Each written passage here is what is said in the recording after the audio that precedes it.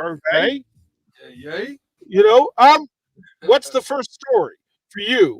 What's the story of this game? What's the headline? K-Say timing Naga. I mean, shoot, what else can you say? But K-Say. Yeah, You know what I mean? pretty exceptional stuff and necessary. And absolutely 100% necessary, correct? Absolutely. I think it's good for him to be able to see the ball go into the hole on a higher clip. I think he did a better job tonight on taking quality shots instead of 4 shots. It's definitely a lot better, a lot easier to take rhythm shots. I also think that the team did a wonderful job of recognizing that he was hot and continue to run sets and run plays that would get him the look and that would open up other opportunities for other people. I mean, his assist numbers weren't high, but that's okay. It was time for him to shoot the ball tonight. To be able to get 23 points in 22 minutes is very efficient and phenomenal. Well needed, being that the team also had 43 buckets off the bench, and those types of numbers as a team collectively will do well in the future going forward for them.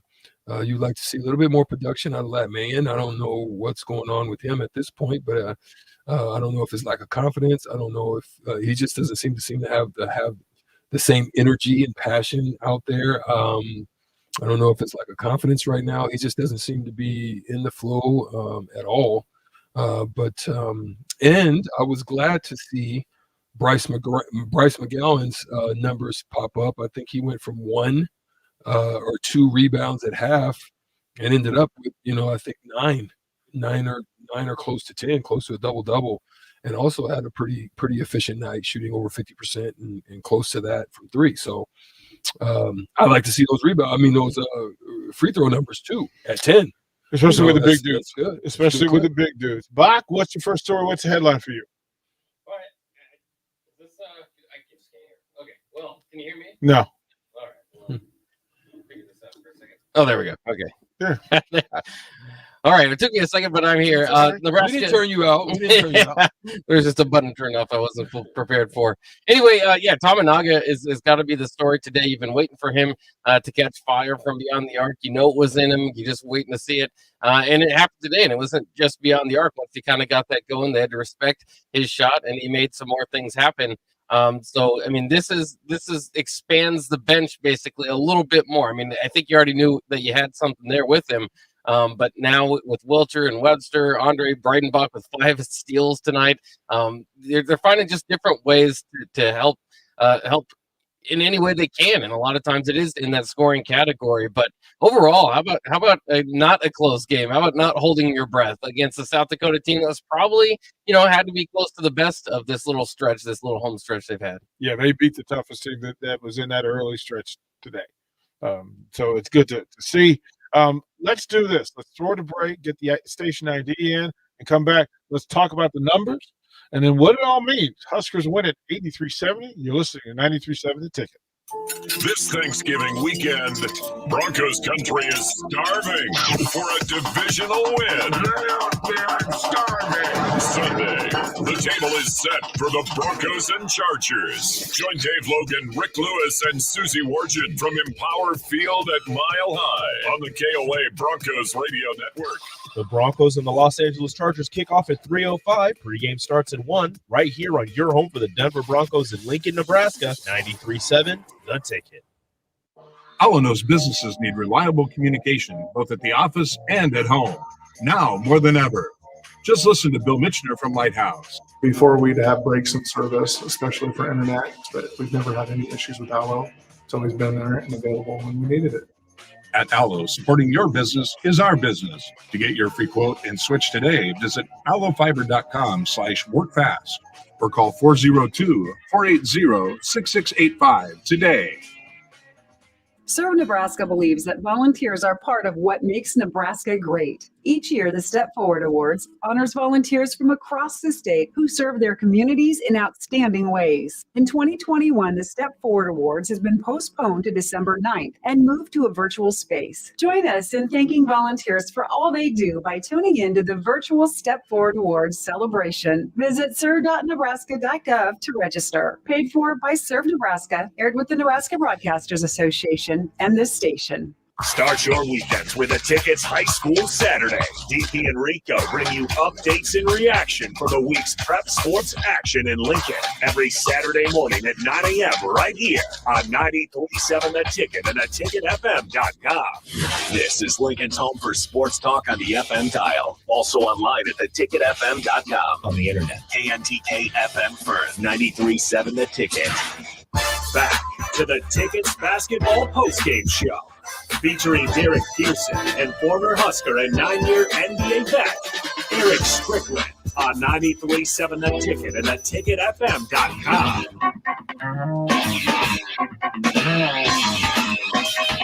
83-70, Huskers win over South Dakota.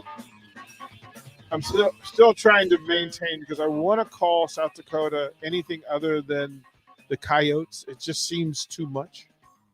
But that's okay. In fairness, call them what they want. Strick, we've talked about the numbers that we should aspire to for this Huskers team. 50 from the field or so, right? 80 from the free throw line, 75 to 80 from the free throw line, and above 40 from three.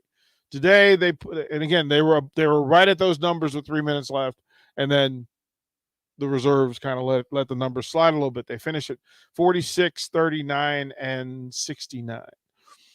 For you, shot selection should be almost as important as the actual execution, right? What you're trying to do. With this roster of players, Strick, if you're the head coach, what are you trying to do? What shots do you want to see most often? I definitely want to see offenses out of the offense of shots out of the flow, whether it be on the break. I'm seeing a whole lot at times. I'm not going to say all the time. I'm seeing a whole lot at times of one pass, dribble, two people, or you're on a fast break, 1 against 4, and you think that you're going to just get some floater off, and it doesn't make sense. Roll it back out, get into something, a little pick and roll, find something.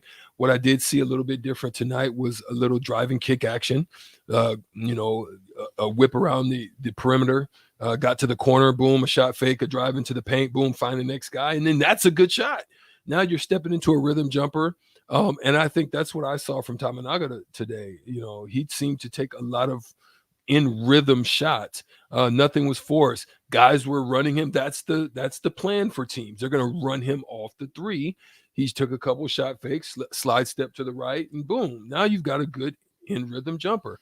So I did see that. I also still saw flows of not making the right or the extra pass in the transition. And so now you're taking a forced, a tricky, a slick type of layup that is not being, completed. So, yeah, I would like to see a lot more of that and a lot less of the one pass, the take a dribble or two against somebody, try to shoot a step back. You can get that shot at any time. Shoot that with 5 seconds left on the clock. Don't shoot that with 20-something seconds left on the clock. And that's just a discipline thing. And that's the thing that they've got to work out. But other than that, I like what they did, but where I'm going, and I'll wait till I get asked. I think some of you in here, some of you listening, some on the text line, maybe even texting, but they know what I'm going to say about a number that I don't like. I don't know if y'all listen to Chief Keef, but that's that I don't like. What Chief Keef said it perfectly. And if we want to talk about it now or later, I'm willing to wait until the time comes. No, that's a table that's set. So let's eat. It was just Thanksgiving, so I ate well. Right. So total rebounds again. We looking at Digital Underground again.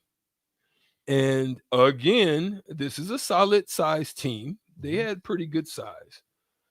I don't care. The Big Ten is going to be big inside on the front court, and they've got some monsters and guys that have heart, and they're going to beat and they're going to bang you, and they're going to look at that as a tremendous weakness, and so they're going to try to murk you in that specific spot. Total rebounds, you lose to South Dakota again, another team that does not have the same athleticism, the same abilities that you have, and you lose 40 to 35 in the rebound. That's unacceptable. I cannot accept that, because that's not winning basketball. You're not going to win against good teams with that type of number. How do you fix it, Strick? Why are we digital undergrounding that? Because you got to be louder for the people in the back. You got to be louder for the people in the back. It's a heart check. Period. You know what I mean? I'm DP. I can't tell you, like, seriously. I wish I could. I wish I could sit here and I could write it down on a piece of paper, and we can send it out and tweet it out or email it out or send it into the inbox of Coach Hoiberg.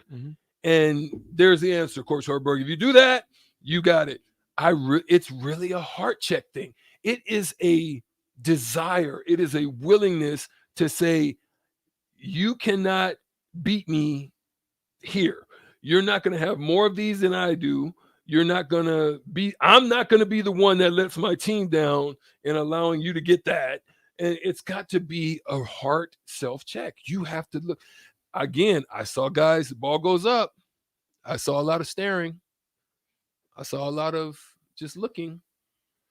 And I would love at some point for you to go into some of those offensive boards and break down what's happened. Yeah. So we can do that. So we can do it. Bach, what are your thoughts? Here's a night where Latman took 2 shots.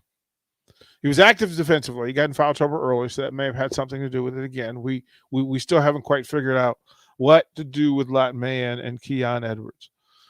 What are your thoughts there? What are some solutions in your mind? I don't know if they're necessary solutions. You kind of got to wait for Latman. Hopefully, maybe it is still something with that health department, because he's done it before. I mean, he did it last year where he had games where he'd score 20 points. I mean, it's in there. You just got to get his confidence back up, and maybe it's a mixture between those things, confidence and health. But I think that you have more of an idea to stick with him and see how it goes. And because it can be there. And then the other thing is, as we've been stating all along, is the second unit plays so well together. I mean, you could take him out of the starting lineup. Maybe that sends a message. Maybe that gets him going. But right now, it seems to be working with the groups that you have. Edwards just doesn't play starters minutes. He's in there to start the game, and that's just about it. So it's that's as much of a starter as he is. So I don't think it's a problem right now that you have those guys. You'd obviously be better if they're playing, a lot better or up to their level. So you got to keep working on it. Maybe you try some motivational tactics. Maybe sending one of them to the bench, or specifically Latman to the bench might do that. But I don't know if you want to mess with what you've got going with that starting lineup, and more particularly that second unit. Here's the 6'2" elephant in the room. If Casey gives you that, now understand what Casey did today. So he gave you 23 points on 11 shots. Every metric in the history of basketball celebrates that at the top level. That's an elite level performance. He was 5 of 6 from 3, 2 of 2 from the free throw line. But here's another thing that happened. He was active defensively. But he was active. He also had 2 assists. He had 2 steals. He had 1 steal and convert, right? That those extra free buckets that you can get with having that dude on the floor. There will come a time in the very near future. Now, if they keep winning, that conversation will go to the side. But if they don't, there will come a time when the question will be, what are you going to do with Tamanaga? What are you going to do with Kobe Webster? What are you going to do with Wilcher? Because those dudes, look, I was sitting there with some of the staff. And when the second group went on a run, that building sounded like a Big Ten building. Look, there's no other way to say it. That second group turns the room on. And there'll come a point at some time in the near future where you have to have that discussion. Because if you got 23 points on any given night in the Big Ten where you got a dude that can give you 23 off the bench, that dude's got to be on the quick call, short list, auto dial. Same for CJ. CJ came in and gave you the 3 bangers. You went, okay. Kobe, change the energy of the space. At what point do you have that discussion? Is it do you wait until you lose again? Or is it something that you just ride with because you're getting that kind of production from the second group? I think one thing that you're starting to see from Coach Horberg is he's starting to have short leash. So you can see in instances now where people aren't doing certain things that they're supposed to. They're not blocking out. I can tell that they probably had discussions about stagnant offense, ball movement. I heard him say it at one point from the bench, move it. When you're hearing those things and then guys aren't doing that, and you have a real short leash, because if you don't make that shot or if you turn that ball over, I saw quick go get him. Well, because that's when a coach sends you in and says, look, I need you to knock down some jumpers, or I need you to go in and rebound. And then you go in and you don't get the rebound. Well, guess what? I gave you a task. You didn't handle it. But there's this line that happens that's formed, because on the other side of that, when Alonzo Verge and Derek Walker have it cooking, Derek Walker is a legitimate big man, Big Ten scorer. Once again, double figures in scoring, 6 of 7 from the field. That's what I'm saying. And that's because Verge is giving it to him. So, whoa. Why are they not giving it to him more? Well, that's my issue. I'm like, okay, they came out of a timeout shortly after the second half. They ran a specific play, get the ball, and he scores. How come we didn't go back to that 3 times? That is such a Nebraska sports thing. That is such a Nebraska sports thing. It's mind-blowing. It blows me away, too. I'm like, Utah Jazz, Stockton, Malone, we're running this pick and roll until you stop it.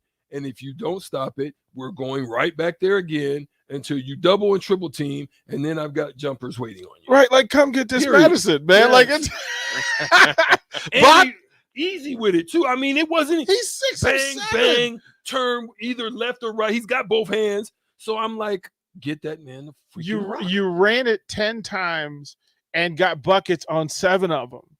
When you run it, and Verge got the other one because they doubled down on Walker. So Verge just went to the rack.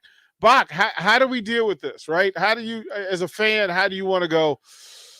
Are we asking too much of this? Are we asking too much of Verge? Are we not asking enough of Derek Walker? Like, are we not getting full production out of Walker? Because there are going to be nights in the Big Ten where Derek Walker not only needs to, but has to score 20 points. Yeah, and he didn't get his career high today, which breaks his 3-game streak. Yeah, shame on you, Derek Walker. Yeah, but he's still, I mean, the last 4 games, 13, 14, 15, and 16. And like we've been saying, he's not missing. So you've got to force it into him a little bit more, I think. And sometimes when they do that, the offense gets going a little bit. You know, it's right. I know that's not necessarily Hoiberg's offense, the inside out, but if you've got it, use it. And you know, so I think that they need to get to him. Remember, he didn't score any against Creighton. So, you know, a lot of these things with Tominaga, with just basically everybody, nobody's all consistent all the way. So it's kind of go with who's hot. Walker's red hot. So I think they need to ride him more. And maybe it is a thing where they don't think that he can maybe do this against upper level competition. So they don't want to rely on it too much, but I'd test it out if I were them. Yeah, I'm going to ride it till the wheels fall off. Yeah, ride it till the wheels fall off. I'm looking at what Bach just said, and I'm saying to myself, think about it. How much more would a guy like that gain confidence if you feed him now? You guys remember that movie with the freaking the big plant? Yeah, and he was like, feed me. Little shop of Seymour. Feed me, Seymour. Feed me, Seymour. Yeah. I would be, man.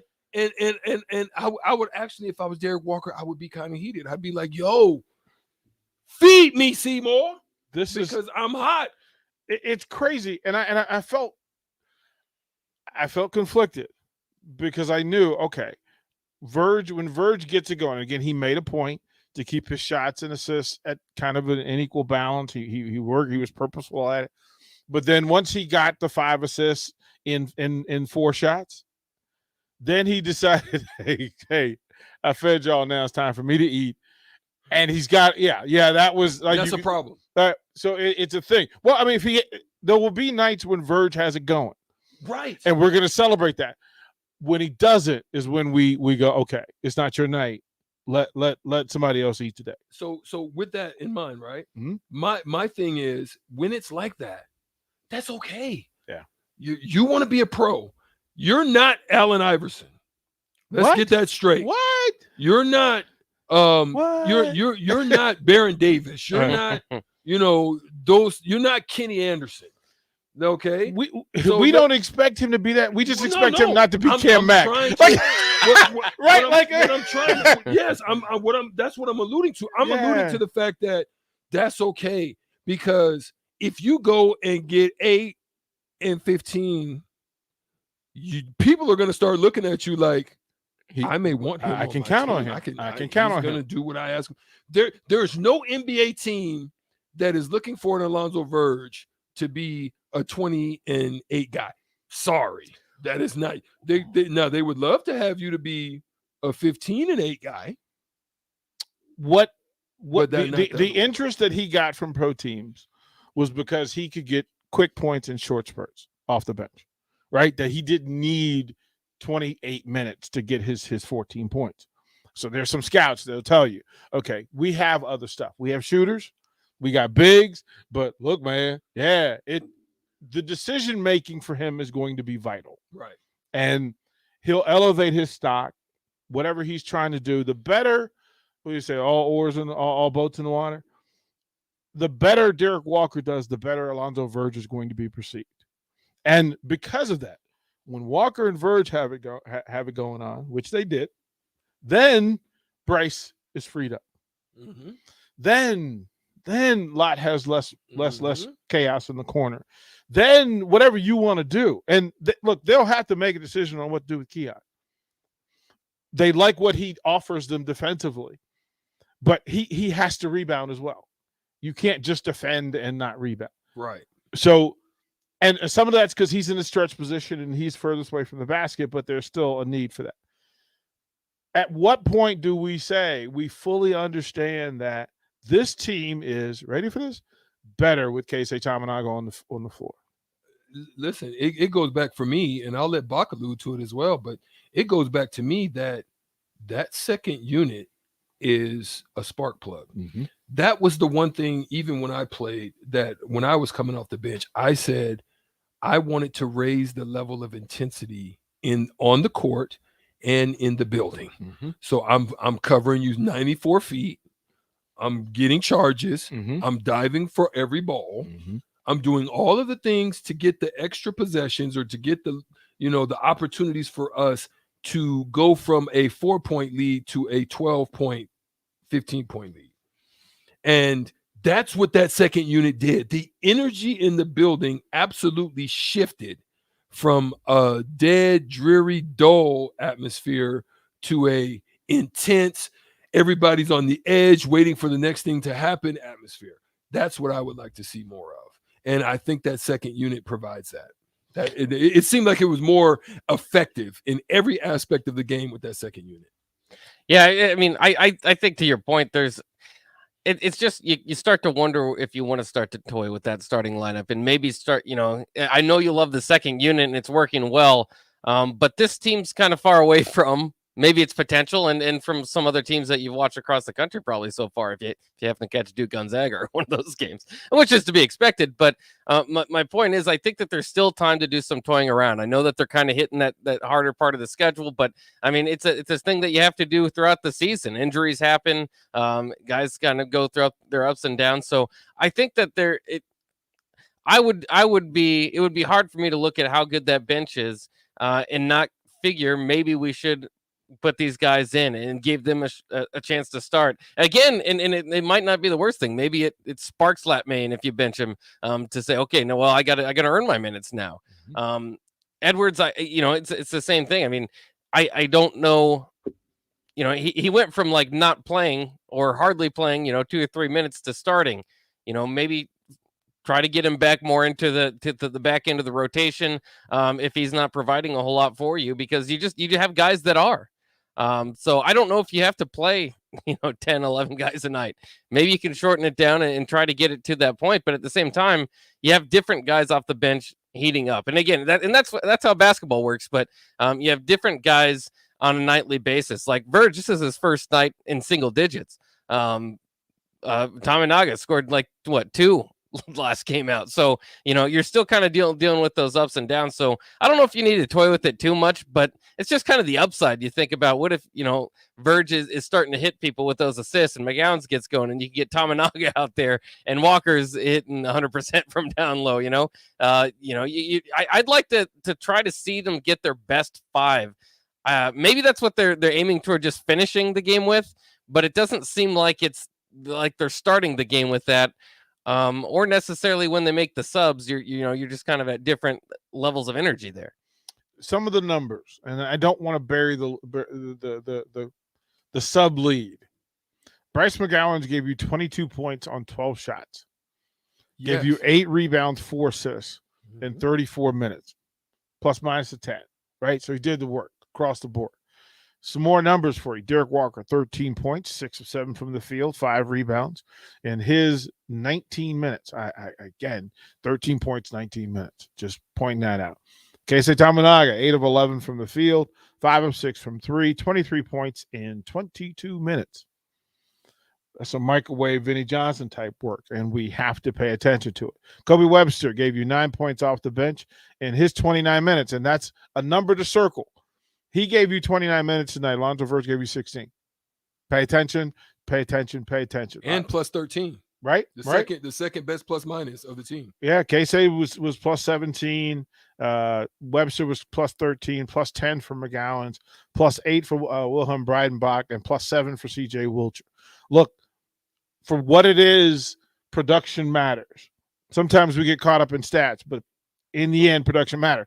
Let me ask you both. If before the season starts, we say this team loses Trey McGowan's and is 5-2 going into NC State, are we cool with it? Strict. Yeah, I mean, a loss to Creighton, I think, is a very disappointing other loss. It actually should be 6-1. Mm-hmm. But I don't think you can be disappointed about that. I think you've got to be concerned. Mm-hmm. You're going into to play against an ACC caliber team. Mm-hmm. It's going to be very athletic. The atmosphere is going to be raucous. Mm-hmm. You have been very spoiled Mm-hmm. to be at home as much as you were early on the onset. Now you're getting your first road test. And let me tell you, let me say, for somebody having covered Tobacco Road for a substantial part of my life, that's not an easy visit. No, sir. Look, man, you go to that, No, you go to NC State, you go to Raleigh-Durham. Those are basketball savvy fans. They are used to being right on top of you. There's not going to be that PBA kind of space. No, they're going to be in your back pocket. They're going to be in your huddle. They're going to be just outside the locker room, and they're going to be right to you next to you when you're inbounding. We will find out more about this team next week. Oh, there's no question. We'll find out more about it. And then there's the other side of the numbers. 43 points off the bench for the Huskers. 36 points in the paint. And I'm just Bach, once again, my eyebrows kind of raised. This team is giving you 36 points in the paint. That's not where we expected the work to be done, right? No, it's not. But and finally, I think this is probably their best shooting night from beyond the arc. Of course, a lot of that Tominaga. It'd be nice to have him and Wilcher kind of on the same night. Yeah. So we'll wait for that. I'm sure a that'll few happen. lat. Yeah. I mean, they could really get going. And Keon. Keon. Oh.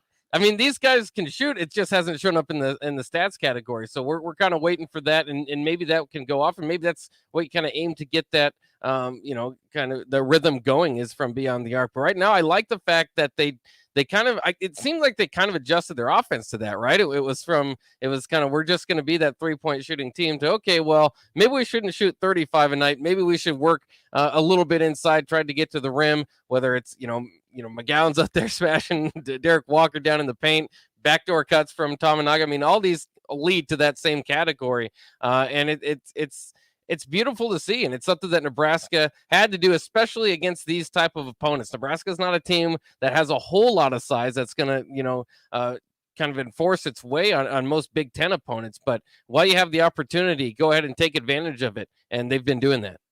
They got 24 points off turnovers, 18 opportunities, provided by them. 5 second chance points, 9 offensive boards for the Huskers. Here's that number, Bach, and I keep telling you that I pay attention to it more. I mean, that's the coach in me. They were 12 of 21 at the rim. Like, I keep telling you, listen, that number has to be at 90. I don't care who you're playing against. That number needs to be at 90%. Why isn't it? That's the question, right? Well, tap it. Luke. No. What's Warm's first name? Luke. Well, I think you have 2 reasons why. One reason is just not focusing the finish, right? That's one.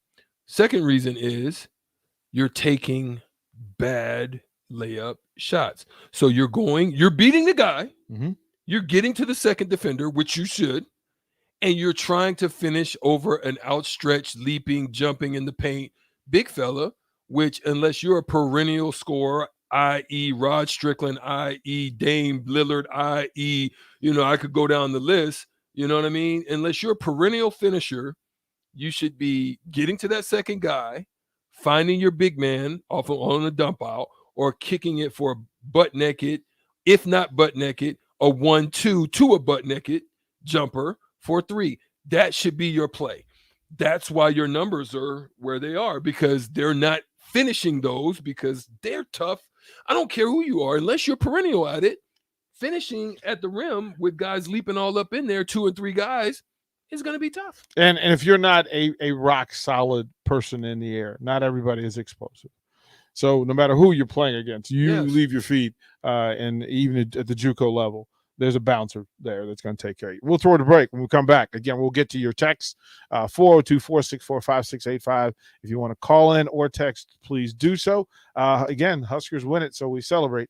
More of that in the breakdown post-game show, 93.7 The Ticket. My Shiro always goes the extra mile, stretches every dollar, puts others first. But now it's your time, Mom. Get free tips to help boost your retirement savings now at aceyourretirement.org/Shiro. Brought to you by AARP and the Ad Council.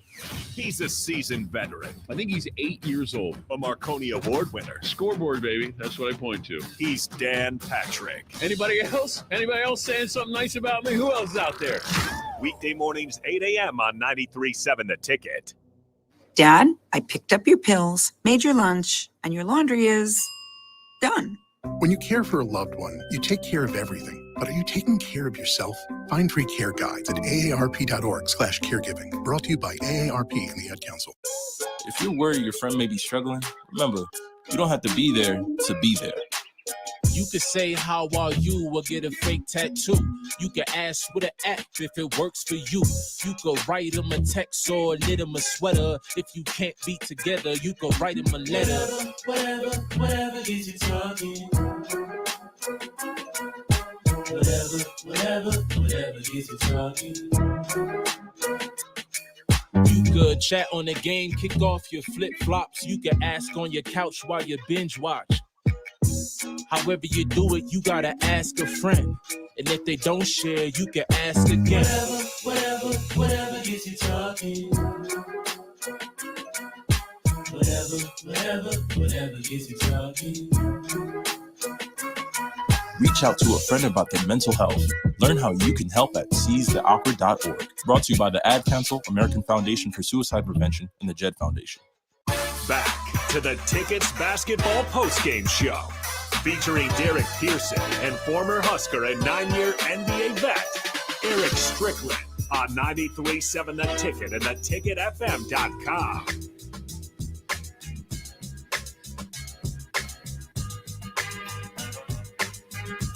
Husker basketball with the win today, 83-70 over the South Dakota Coyotes. I'm Jake Balkovin, DP, and Eric Strickland, of course, former Husker great, in studio with us to break it down. A lot of good things that we saw today. Of course, a lot more to discuss. There's always some bad as well. But I did want to start with this for this segment. Strick, is the growth of Bryce McGowan's. You know, that first segment I couldn't help but notice, and you said, DP, maybe we're burying the lead a little bit, is that Bryce McGowan's has maybe kind of risen to that level where you expect him to get his 17, 18 that he's averaging. 22 points tonight, 8 of 10 from the field, 2 of 5 from beyond the arc, 6 of 12, from the field, 8 of 10 from the free throw line, 9 boards, which it looks like he's been focusing on recently, and also the 4 assists makes it 3 games in a row, I think, with 4 assists. Have you seen him grow and develop already in this short season? Yeah, I definitely. I mean, on the offensive side, he's been very smooth. I think even from the first couple of games, he hasn't been as forcing as he was earlier in the season. I think they're probably doing some good work and helping him to understand how to, get into the flow and make things more easy. But the thing is we're trying to grow him, and he's a freshman, so I'm very impressed with what he's done.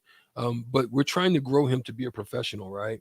So I think once he gets to an understanding that he can be a tremendous two-way player, I think if he had the tenacity that his brother had on the defensive side, on just going and tracking rebounds and doing things, like he could have literally easily you just saw segments of him standing when rebounds were going up. Now, what I saw was growth from the first half to the second. So I don't know if it was a conversation that was had, but you can tell he was not just standing around looking around. He was actually going and trying to put his head in there and get some boards. And so that happened. He could have easily had points wise, he could have been 22, 12, and maybe 6. I think he made a couple of great passes on the penetration block that he found Verge on the corner. If that would have been Tamanaga tonight, that'd probably been a knockdown. Verge isn't a very good 3-point shooter, so to speak. And I think for Verge, he probably should get more to his mid-range. I'd probably like to see him do more of that than shooting threes outside of his range. But Bryce, phenomenal. If he could just work on being a two-way player, Bach, I think he's going to raise his pro stock tremendously. Yeah, and I think we'll see that throughout the year. We kind of seen him already kind of grow into more attacking the rebounds. Like you said, maybe it's still hit or miss here and there. He doesn't have the dog in him that his brother does just yet. But the assists have been piling up. So he's growing on the offensive end. Once he brings it defensively, that will significantly raise his stock. For Verge, on the other hand, I know that there's probably going to be some critiques again, maybe about his game today. Led the team in assists like he always does when he gets critiqued. But in any case, it's just kind of interesting to note, because if you remember that Tennessee State game the last time out, he basically willed them to the victory in the final few minutes down the stretch there. And you thought, okay, well, maybe he's kind of finally in that role, in that comfortable role that he's just comfortable with what he's being asked to do.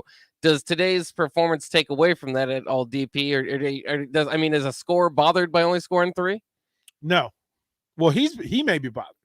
He's bothered for the 1 for 7. Like he's absolutely, I can tell you that he's spitting in his head about one for 7.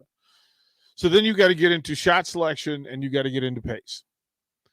For him, I would ask him constantly, remember, every time he came to the sideline or every time he even got in front of the Huskers bench, it should be focus. Focus. Like, what are we trying to do here? Like, that's the thing I would ask him every trip down the floor. What are we trying to do, Alonzo? Because that will make him focus and get him into the things they're doing. Remember, 7 shots versus 5 assists. I'm not upset about that. Yeah. And some nights he's just not going to shoot the ball well. Like, that's just how it works. But I give him credit for attempting to try to get his big man back in flow again, which he did. We also figured out a lot man can go to the basket. Now, he doesn't do it enough. But when he attacked the basket, he had 3 opportunities to attack the basket, or at least made movement towards the basket, which in one case allowed a Derek Walker back cut. The other one was a Keisei Tamanaga back cut. They just need to do it more.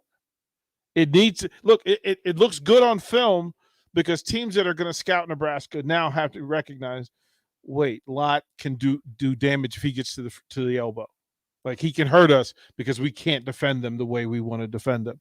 Those are things aside from the things that didn't go their way today, what I did appreciate was that the people who were struggling at the thing they were supposed to focus on did other things to help the guys who had it going, to help Casey, to help Bryce, to help Derek. And I think that's productive across the board. Do we think that this 10-man rotation is going to get shrunk at all throughout the season, or do you think that this is, it's good to have that much depth and the guys kind of heat up at different levels that you just kind of keep them going, or do you think by the time you hit conference season you get it down to 8 or 9 for either of you guys? I mean, I think it'll tighten. I think as you have some of these more bigger games, you get into the big, some of those minutes that are high teens right now may drop into the mid-teens, low teens, but they'll probably still play because you'll want to test the market, right? It's like investing. You want to test the market and see, okay, is it rolling? Is it popping? Should I stay in? That's kind of what you're going to probably see. There'll be market tests to see what type of night's going for them. What type of attitude, are they changing the dynamic of the game? Is there a reason for me to leave them in? You'll probably start seeing some of that. Yeah, I ain't gonna leave you out there for nothing. Like if you're not giving me anything, which is why, and it's not to pick on Keon Edwards, because I see what he does defensively. I also see what he does stretching the offense. But those minutes, when it comes, there'll be nights in the Big Ten where you need offensive production from that spot. And in those cases, he will make another decision. There'll be nights in the Big Ten where you need more than one big to be not only active, but productive, right? So you've got to put Eduardo Andre out there with Breidenbach to see whether you can get from it what you need to get from it. Yeah, this is the probe and experiment part of it. I think they will play 9 players no matter what, mainly from a physicality and wear and tear perspective, that you don't want to wear out anybody in January, not in the Big Ten. Not in the Big Ten. And you're also missing Trey. You're going to get him back in January. Let's hope. So let's hope. That's the word, right? So if you get Trey back, then somebody's going to be over there looking. Well, I think that's Keon. Yeah. I think that's Keon, and I don't think. Well, you got to play Keon right now, right, DP? Because you're starting him because you're very deficient in rebounding, right? So he's very long. He's long. He defends. He makes entry passes difficult. He does that better than anybody not named Trey McGowan. So to protect Derek Walker, especially when you get into Big Ten where he's just going to have to bang a little bit and fight for position, and sometimes he's got a front, and you don't want him to go over top, having Keon type length is helpful and often mandatory. So I think some of that is planting the seed. Listen, we're not going to allow you to beat up on Derek because we need him. The same could be said for Eduardo Andre. Look, their numbers for what they got today. I think that second group of Kobe, CJ, Casey, and and Breidenbach with Bryce McGowan's will see a ton of minutes. A ton of minutes. Because in the Big Ten, if you're going to be rebound deficient, you better have some offense to cover for it. And that's the group that gives it to you. So it'll be interesting to see how it plays out. But yeah, the numbers, look, 28 of 61 from the field, 9 of 23 from beyond the arc, 18 of 26 from the free throw line. You're -5 in the rebounds, 40 to 35, but you were plus with the assists. You 18 assists on 28 buckets. So you were purposeful. You also had 10 steals. Look, that's one of those underrated stats because those are stolen possessions. And look, oddly enough, those 10 steals match up to your 17-point win, your 13-point win. Those numbers matter. Look, and especially the number of points you get off those steals and turnovers. Strick, it's necessary, man. You need somebody there. Who's going to be the Strickland for this team? Who's going to be the guy that covers not only the energy aspect of it, but he's going to fill all the gaps the IQ guy with toughness who's going to get them through difficult times. And normally we could have said it's going to be Trey McGowan. We could have said that easily, right? But Trey's not there. So who fills that role now? I think you would look at Tamanaga to you wouldn't look at his physical stature, right? To say, he can be physically imposing like I would, in a sense. Like I could be physically imposing at the guard position to basically take the heart out of Brooks Thompson, if it needed be. Then I can go and guard your best 3-man and physically impose myself on him if I need to. Go and post up your 2 guard, just different things like that. That is not that, but I'm looking at Tamanaga things you cannot scheme against, right? And things you can do nothing about, right? So, but for that, I would look at. I actually say Verge has the potential. That's what my curiosity was. He really does, right? He has the potential to be that, but the aggravator, the instigator. Yeah, but if he gets frustrated from a standpoint of, a night like tonight, or not getting the ball, or anything of that nature, then what you'll do is you'll find it that he won't be that in totality. Not every night. But the thing is, Tamanaga would. He will scrap, scrape, dive. Look, he's a dog. Like he's a dog. To he win really the game. is. He's a dog, right? He's not necessarily guard 1 through 5 though. Right. But I would, and the person I would think could be that, but I just haven't seen it yet, is Wilcher. Yeah. Yeah. And Tamanaga, there's several times he was on 3s and 4s today. Right. But that's why he upset them, because he got up under him. Yeah. And they couldn't put it on the floor and couldn't get their shot away. So there's a big part of that. I do want to get to the text line. A couple of things here. Texas says, I thought they were more physical today and contested shots much more regularly. I've been concerned about that. It was even a little chippy today with this group. It was actually good to see. Right. We noticed that there was no stand down today. They got after it defensively. And look, kudos to Breidenbach. He's a battler, right? Battle. Like, hey, he's scrappy. Yeah, he's trying to figure out, what do I do with my grown man body? Like, he finally got his grown man body strict. So those dudes who all of a sudden the first time they lay a pick on somebody and it works.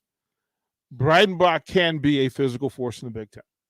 Yeah, there's no question. I think he's just trying to figure it out right now. He's trying to, he's still young. He's still trying to understand where he fits, where he can do his thing. Tonight he had a great rebound situation. It was either a rebound or a steal. He tried to, take the ball up and not realizing the speed. In high school, he could do that and get into his little flow and do his little Breidenbach goggles thing, right, and get to the basket. Right, between the legs, right, behind the back, right? But still hit the 3. Now, so the speed has changed, and so now guys run him down from the back, whoop, back tap, and now all of a sudden there's a steal. So he's just got to understand those types of things, and when he can get into whatever he does. But until then, set great screens, play great defense, make guys, rebound, do all of those other things, and then allow himself to get into a flow, and he'll be better. Bach, did we see? Didn't it seem like we saw more block attempts from the Huskers than we've seen in the last 4 years? Like they look like they were up there, right? Well, and so I think that the energy and the defense looked better tonight. Obviously, holding South Dakota down. What's up with the 3-point shooting from the opponents coming into the Pinnacle Bank Arena? Is it happenstance, or at some point do we have to admit maybe Nebraska's 3-point defense isn't the greatest? I can't even. I'll leave that to Strick, because I don't know how to measure that.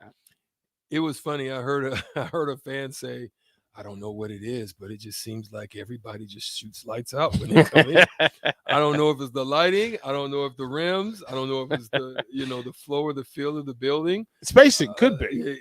Whatever it is, it's like it's real. But anytime you're switching type of defense, if you're not a high level communicating defense, then there's going to be space and time to release. If you have a good shooting team, all they need is a little bit of space. And so I think there were moments, even though they did challenge, they were late on challenge because they was late on communication, or they were slow on communication, or it's one of these, if people can see me, it's that wave, oh, he just ran by you, instead of take him, or there, my guy, 45, he's cutting, some type of communication at that point, but it's just a point, a wave, and that little second, that split second of hesitation on a rotation, can provide an opportunity for a team to get a good look. Yeah, as Dave Braska says from Texas, says since PBA opened, opposing teams seem to shoot real well here. I'm not sure what, there was a 6-minute stretch from the end of the first half to the beginning of the second half where Nebraska held this team without a field goal. And so when people start talking about this team defensively, I'm going to let Fred Hoiberg talk about what his expectation of them is. But from a functional standpoint, they have energy. They have purpose. Like, they're not just out there running around. They seem to know what they should be doing. But yeah, there's something bananas about the visitors' field goal percentage, especially from three, and the depth of the threes, because they're not hitting foot on the line threes. These are top of the key with an extra 6 feet, and they're knocking them down. So there's some mystery to it all, but we'll figure it out. We'll throw it to break. I want to come back and go over some of the season numbers, and just remind folks this team is 5-2. They head to NC State, but some of the team numbers are a little bit surprising. Even without talking about three-point shooting, there's some numbers to be aware of, and we'll get to those when we come back. Welcome back, Husker fans. Eustace Body Shop is happy to welcome the best fans in college football back to Lincoln. With gold-class certified service, OEM parts, and free loaner cars, Eustace Body Shop can call the right place to keep you in the game. Whether it's in Lincoln at 88th and Highway 2 or at any of our other 5 locations across Nebraska, Eustace Body Shop can help get you back on the road. Go Big Red. The most recommended Eustace Body Shop. That's who we are. Gray Diesel and Equipment Services is your go-to place in Lincoln for repairs and maintenance for diesel pickups to Class 8 over-the-road trucks and trailers, from bumper pole utility to full-size semi. Gray performs DOT inspections and are a service provider for fleet companies like ARI, Element Fleet, and FleetNet. They're a family-owned business in operation since 1952, and they keep a clean, friendly shop. Customer service is their top priority. Give Gray Diesel and Equipment Services a visit today, with easy access just off I-80 and North 56th Street. I learned patience from my adoptive dad. All he had to say was, "Hey, you got this. Just breathe." Hey, we're pretty good. Yeah. Might have to start a band. I got it. Learn about adopting a teen from foster care. You can't imagine the reward. Visit adoptuskids.org to find out more. This message is brought to you by Adopt US Kids, the U.S. Department of Health and Human Services, and the Ad Council.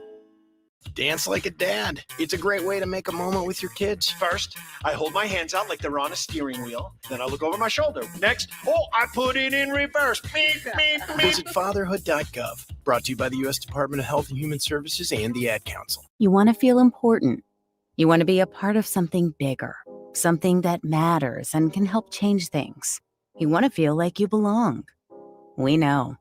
We felt that way too, and that's why we did something about it. We aren't just Army National Guard soldiers. We are normal people just like you. But our part-time service in the Army National Guard means we get to be more. When our communities are in need, we get the chance to stand up and do something about it. We get to serve in our own region and help the people we call neighbors. Whether they are in the mountains of New Mexico, the plains of Nebraska and Kansas, the ranches of Oklahoma and Texas, the farmlands of Missouri and Arkansas, or the bayous of Louisiana, we are here for our hometowns. And together, we can make a difference. Take on your legacy. Visit NationalGuard.com to find out more. Sponsored by the Nebraska Army National Guard. Aired by the Nebraska Broadcasters Association at this station. Back to the Tickets Basketball Postgame Show. Featuring Derek Pearson and former Husker and 9-year NBA vet, Eric Strickland, on 93.7 The Ticket and theticketfm.com.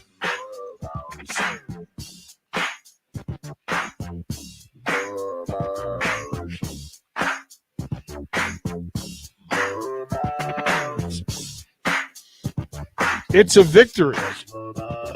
83-70. Huskers get it done. Some seasonal numbers for you to let marinate. If I asked you what Husker player has the highest plus minus for the season, what would you say? What player has the highest plus minus for the season? Are you asking me a question or are you asking the text line? I'm asking the listeners because you guys already know. Cheat code. Yeah, right. Kobe Webster. Kobe Webster is plus 63 for the season. Number 2 is Derek Walker at plus 60. Then there's Bryce McGowan at 59. And then you've got a couple of guards, Lonzo Verge at 41, Latman's at 40, Keon Edwards at 10, Tominaga's at 29, and Brian Bach at 18. CJ Wilcher at plus 29. So those numbers have value. If I asked you who the leading three-point shooter by percentage is, what would you say? Bryce McGowan. Bach? I'd have to go with Wilcher. No, I'm gonna go. I'm change that. I'm gonna go with big fella. Brybot? No, Big Walker. Yeah, the from 3. From 3. From 3. Oh, then I'm gonna have to go with Wilcher. Kobe Webster, 46% really? on 6 of 13 shooting. I'm just like there's some things in play. Is there a theme to these questions? Like this, well, because here's the thing, right? We can give opinion and we can talk from perspective, but the actual numbers, there's no need to lie about the actual numbers. That if the kid's out there and he's giving you plus minutes on a regular and consistent basis over the course of all the games that have been played, look, these two numbers just my head just bumped. Okay, so we all have a pretty good idea that it's Derek Walker leading the team in field goal percentage. Right. Any idea what that shooting percentage is over 7 games? I would say 65. Bach? I even go like 75. 82% from the field. Bro. 82% from the field, man. How are you not getting that man the ball, bro? 82%. That's crazy, my guy. I don't care what you say. That's sick. Come on. That's sick numbers, bro. 82%. Who's number 2? Oh, man. How far behind is that? Jeez. Who? I'd say Bryce. Yeah, that's a good guess. Copy success. Kobe Webster. Ah, there it is again. Kobe Webster is shooting 50% from the field. Wow. Look, the numbers, it's fit. Like, this is sometimes as coaches where you get, and fans, you get locked into the thing you get locked into. And sometimes you got to pull away and really take a look. But, sir, come on. Sir. Come on. Come on. Like, you got to do work. Mind you, I mean, Bryce McGowan is shooting on 78 shots. He's shooting 47%. Like, we ain't mad. CJ Wilcher's 49%. Tominaga's 46%. Like, we're not mad at any of that. No. But you got a dude that somehow you have figured out within the matrix that he's shooting 82%, and there's a dude on your bench that's shooting 50 with the highest plus minus. There's a lot to be said, Husker basketball fans, about these numbers because it's a truth. Leading the team in rebounding, go. Oh, yeah. I gotta figure it's gonna happen sooner or later. Bryce. Bach? I'll stick with Walker. It's Bryce. It's Bryce. Bryce has, again, 48 rebounds in the course of this game. Look, I'm telling you, dude is balling at a ridiculous level. Ridiculous. He's got 124 points. That's the next closest person is Alonzo Verge Jr. at 95. He leads you in rebounding. He is second in assists. He is second in blocks. He is second in steals. Look, understand what your young man's giving you. and say it out loud and appreciate it. Strick, what do we want to see against North Carolina State? What's going to tell us that it's successful? You want to see Derek Walker get touches inside. You're going to need to make sure your points in the paint are high. You don't want to be a predominantly perimeter shooting team. You want to do that, but you don't want to be dominant in that. You want to be able to at least get some buckets, get to the paint, maybe get to the free throw line. You want to have a high clip free throw number, in that 25 range to 30. If you can do that, then that means if you're hitting 70% of those, you're giving yourselves a good chance to at least be in the game. If it came down to it, if you're just having a moderately shooting night, you want to keep your turnovers down. You must be at least even on the rebound margin. If you're a deficit of 10, you're not against an ACC team. You're not winning. Giving too much. You're giving up You're too not much. winning. So I'll leave it at that. I could go on, but I want Bach to have some medicine. Bach? Well, I'm just scouting the Wolfpack. They're pretty good, off to a pretty good start, 5-1, and they've got one guy, 6'7", 180, Darian Seabron, who leads them in points with 20 points per game, rebounds with 10 rebounds a game, and assists with 2.6. That sounds like a matchup for McGowan's. They really are, and they've played against each other already. Have they? Yeah. AAU ball. There you go. Not surprising, but that just sounds like a really good matchup. So what you hope for is Bryce McGowan's to lead the way. North Carolina State, just I don't know how much you care about these things, but the predictor right now is not Nebraska's favor on ESPN. It's 82% North Carolina State, so they won't be favored in this one. But that's what you want to see is finally get a win that's meaningful. They've got 5-2, that's good, but none of those are going to be something you can hang your hat on too much. Now's the opportunity to get one, and you're gonna have a lot of them, but it'd be nice to get the first one here. Wednesday night, 6:15 p.m. tip-off. You can watch it. It'll be on ESPN Watch. Also, it'll be on the Husker Network, so you'll be able to do that. Follow that, and then about 8:15 or so, we will join you in recap. It's going to be an interesting night in Raleigh, North Carolina. Strick, Hall of Famer, kind sir, thank you. For what you do. Bach, well done. Big Sky, I love you, brother. Appreciate you. For you listeners, thank you guys for hanging out with us on an afternoon. Huskers win 83-70.